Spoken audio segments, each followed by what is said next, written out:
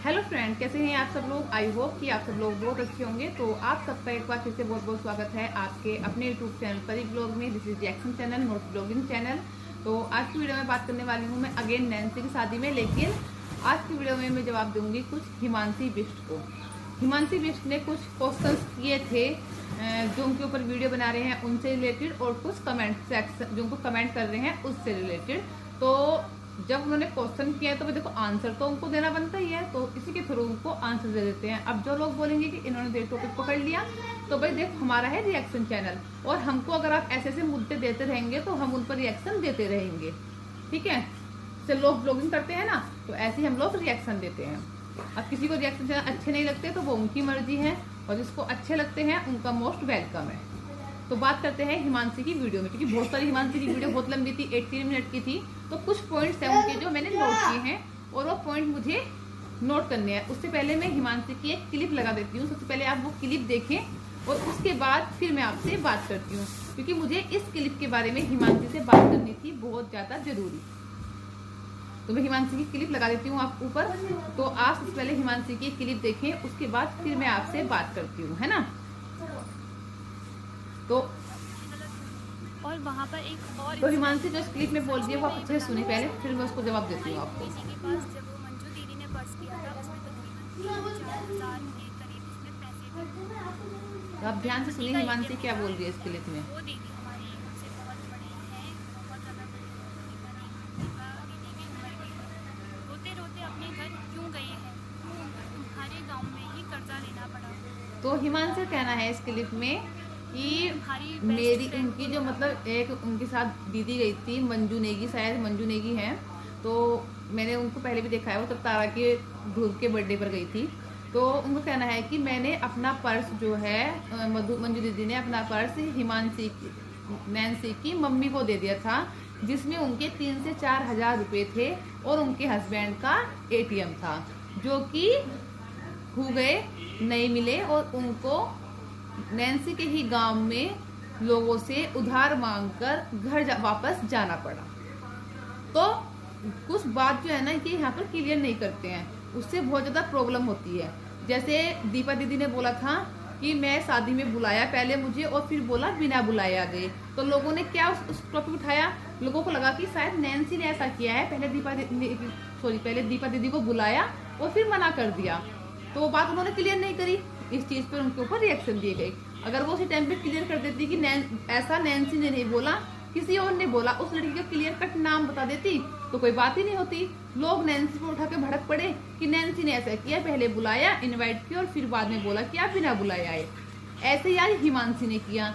हिमांशी ने क्या बोला कि मम्मी को, नैन्सी की मम्मी को वो तो दे दिया, नैन्सी की मम्मी को मंजू दीदी ने अपना पर्स दिया जिसमें 3 से 4 हजार रुपए थे और ATM था, लेकिन ये नहीं बताया कि वो पैसे किसने चोरी किए, उन्हें किस पे शक है, पैसे कहाँ गए। उन्होंने बात अटका दी सिर्फ यहाँ पर कि पर्स दिया नैन्सी की मम्मी को जिसमें पैसे थे और ATM था, उनको उन्हीं के नैन्सी के गांव से ही पैसे उधार लेकर वापस घर आना पड़ा।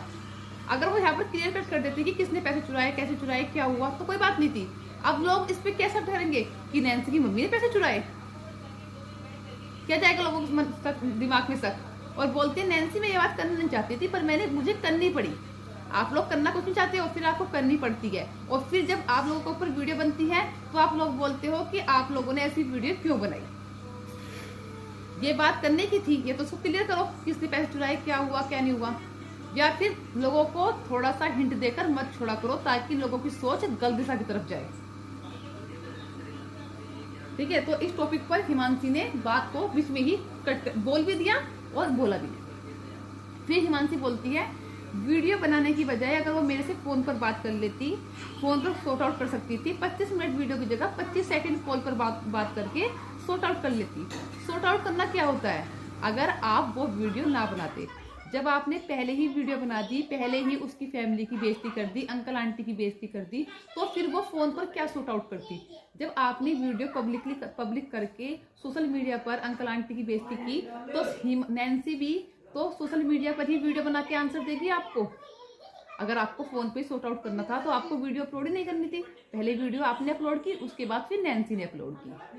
ठीक है, फिर सेकंड पॉइंट मेरे कमेंट सेक्शन भी ऑफ हो सकते थे, पर मैंने नहीं किए क्योंकि मैं सही थी, मैं गलत नहीं थी, तो इसलिए मैंने कमेंट सेक्शन ऑफ अपना नहीं किया। तो हिमांशी, आपने आज कमेंट सेक्शन अपना क्यों ऑफ किया? इसका मतलब आप आज गलत हैं। तो इसका मतलब आपका आज आप गलत हैं, इसलिए आपने आज अपने कमेंट सेक्शन ऑफ कर दिया, क्योंकि आपने बोला मैंने पहली वीडियो कमेंट सेक्शन ऑफ नहीं किए थे क्योंकि मैं सही थी, और आज आपने कमेंट सेक्शन ऑफ कर दिया।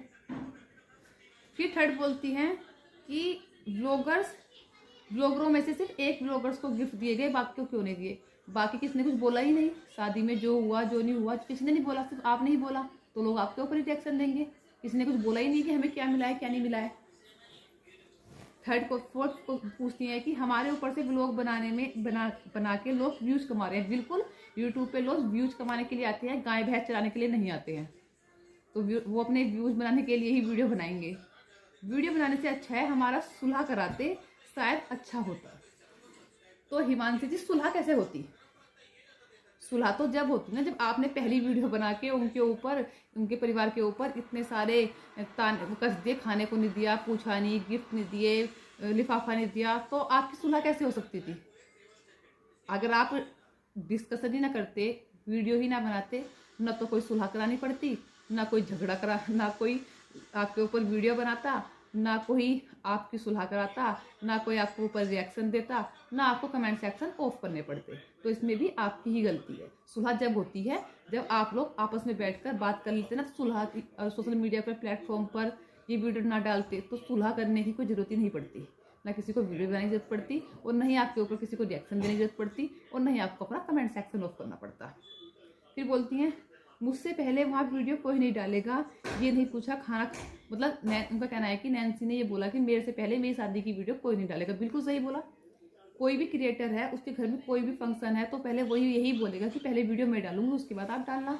बहुत सारे ऐसे, मोनिका की शादी भी हुई है, सारे पहले मोनिका डाल दिया शादी की वीडियो, बाद उसमें भी बहुत सारे ब्लॉगर्स गए थे, बाद में सारे बाकी क्रिएटर डाल रहे हैं। अभी एक नेहा आशीष तिवारी है, उनकी शादी, उनकी एंगेजमेंट हुई थी, उन्होंने साफ बोल दिया था कि पहले मैं डालूंगी, उसके बाद में आप डालना। ये तो हर कोई करता है, ये तो क्रिएटर का काम है। तो पहले उसके घर में जो फंक्शन है पहले वही डालेगा, उसके बाद कोई डालेगा, इसमें कोई बड़ी बात थी ही नहीं। फिर कुछ बोलती हैं जब आप लोग वहाँ गए ही नहीं तो उन लोगों को क्या पता कि बर्तन किसने धोए किसने मांजे। बिल्कुल, जब हम लोग वहाँ पर गए नहीं तो हमें क्या पता बर्तन किसने मांजे, खाना मिला नहीं मिला, खाना आप लोगों ने खाया नहीं खाया, आपके साथ क्या हुआ क्या नहीं हुआ, आप लोगों ने तो बताया। अगर आप ना बताती, आप इस चीज़ का डिस्कस ना ही करती, यूट्यूब पर आकर ना वीडियो डालती, तो किसको मालूम चलना था? कौन वीडियो बनाता तुम्हारे ऊपर, कौन रिएक्शन देता तुम्हारे ऊपर, कौन तुम्हें बोलता ये सब बातें? ठीक है, हम लोगों ने इसलिए बोला, हमें ये नहीं पता, हम लोग इस टॉपिक को नहीं बोल रहे तुम्हें मिला नहीं मिला, ये हुआ नहीं हुआ, हम सिर्फ बोल रहे हैं इसलिए क्योंकि हम भी एक बाप की बेटी हैं और हम भी किसी बेटी की माँ है ना। तो हमें बुरा लगा है आप नैन्सी के पेरेंट्स की जो बेइज्जती हुई है ना उसको लेकर, ठीक है, हमें बुरा लगा है कि नैन्सी के पेरेंट्स की तुमने पूरी दुनिया में बदनामी करा दी, उसके अंदर उसके ऊपर। तो हमें दिक्कत हुई है उस चीज़ पर कि आप लोगों ने यहाँ किसी के पेरेंट्स की मजाक उड़ाई है, किसी पेरेंट्स को बदनाम किया है, ठीक है, आप लोगों ने नैन्सी के पेरेंट्स को बदनाम किया है। दिक्कत हमें वहाँ पर आई है, ठीक है, क्योंकि हमारे भी माँ बाप है, अगर हमारे बाप को इतनी बेइज्जती करता ना तो हम जरूर ऑब्जेक्शन उठाते, हमें भी इतना ही बुरा लगता जितना बुरा नैन्सी को लग रहा होगा, ठीक है, क्योंकि हमारे भी बाप हैं, हम भी किसी की बेटी हैं और हमारी भी बेटी है, तो हमारी बेटी की शादी हुए और उसको कोई ऐसा बोले हमें लेकर तो उसको भी इतना ही बुरा लगेगा। फिर आप बोलती हो कि मैं नहीं चाहती कि कोई मेरी इस वीडियो का रिप्लाई दे, मैं गलती नहीं मानूंगी, लेकिन अगर आपको गलत लगता है तो मैं सॉरी बोलूँगी। हाँ कोई तो भाई देखो, अगर आपको लग नहीं रहा कि आप गलत हैं तो आप अगर बिना मतलब महसूस करे गलती को और गलती मानना चाह रही हैं, सॉरी बोल रही हैं, तो आप ना बोलिए।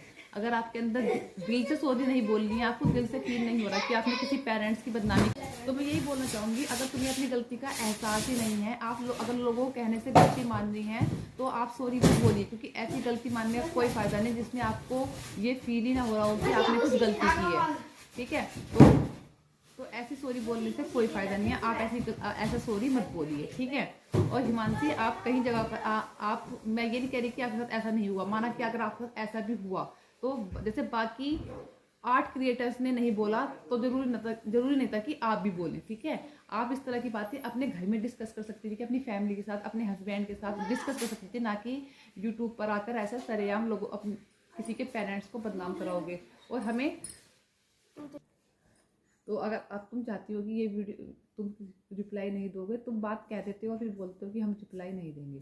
अब तुमने कितनी बड़ी बात बोल दी कि मंजू दीदी ने पर्स दिया था नैन्सी की मम्मी को, जिसमें 3 से 4 हज़ार रुपये थे और ATM था उनके पति का, और उनको नैन्सी के गांव से ही पैसे उधार लेकर वापस अपने घर आना पड़ा। तो बताइए इसमें कितनी बड़ी बात छुपा दी आपने। या तो इसको क्लियर करो कि पर्स पैसे किसने चोरी किए, पैसे कहाँ गए, ATM कहाँ गया, या फिर इस बात को छेड़ते नहीं। अब लोग किस पे शक करेंगे, या नैन्सी की मम्मी ने पैसे चोरी किए, है ना। सीधी सीधी बात तुमने कहाँ जाकर छोड़ दी। तो ऐसे किसी के ऊपर इल्ज़ाम मत लगाया करो, ठीक है। तुम्हारे अलावा भी बहुत सारे क्रिएटर गए थे पर किसी ने कुछ नहीं बोला। एक बाप जो है ना अपनी बेटी की शादी करने के लिए ना अपनी जुड़ी हुई सारी धन दौलत लगा देता है, और किसी के लिए बोलना बहुत आसान होता है, लेकिन ये सोचो कि उन माँ बाप पर क्या बीतती होगी जिनको आप लोगों ने इतना ज़्यादा, उनके बेचारे कुछ गलती नहीं है ना, उनको इतना ज़्यादा आप लोगों ने बदनाम कर दिया। तो इसी साथ करते हैं इस वीडियो को यहीं पर एंड, और फिर मिलते हैं एक अच्छी सी नई वीडियो के साथ। तब तक अपना ध्यान रखिए, धन्यवाद।